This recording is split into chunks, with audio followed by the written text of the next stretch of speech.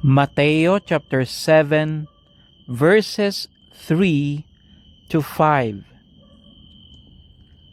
At bakit mo tinitingnan ang puwing na nasa mata ng inyong kapatid, ngunit hindi mo pinapansin ang tahilan na nasa iyong sariling mata?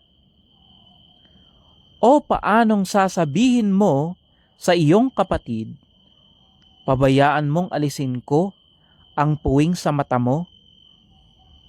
At narito ang tahilan sa iyong sariling mata.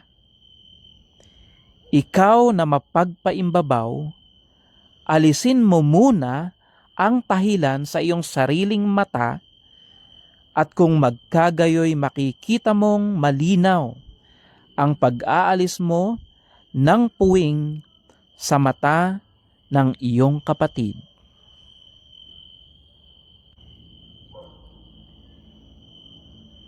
Santiago chapter 1 verse 26.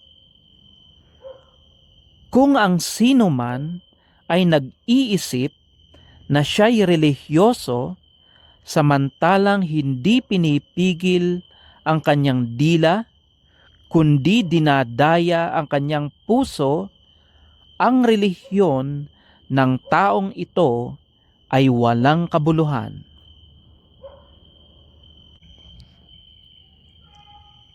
Kawikaan chapter 10 verse 11.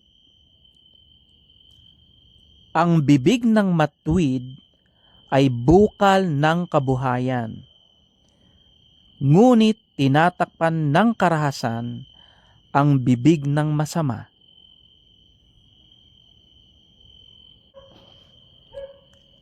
Kawikaan chapter 10 verse 20.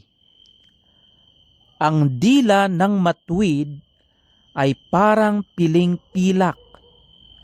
Ang puso ng masama ay kaunti ang halaga.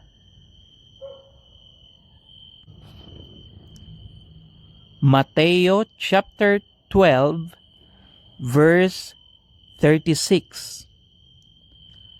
At sinasabi ko sa inyo na ang bawat salitang walang kabuluhang sabihin ng mga tao ay ipagsusulit nila sa araw ng paghuhukom.